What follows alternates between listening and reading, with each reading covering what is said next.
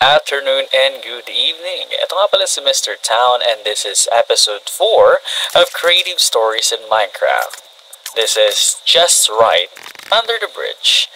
Ang ginawa ko dito sa creative world ko na to is gumawa ko ng bridge na may accompanying na fishing village sa baba. Boat na punong-puno ng ilaw, may wildlife din, makikita nyo may mga paro-paro, tsaka tutube. May mga lilipad at sobrang teeming with fish.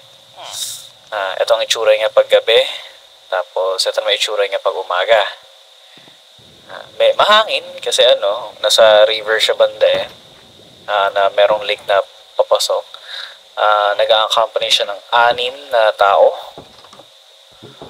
And nakakatuwa naman kasing gawin to. Actually, last forwards ako dito. Isa siya sa mga addition ko na gagawin. Part 1 pa lang to ng episode 4. There will be 3 parts ng episode 4. Tatapusin ko yung itsura ng fishing village ito papunta dun sa malaking fisherman port.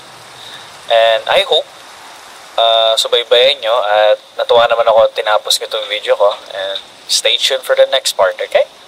Bye-bye!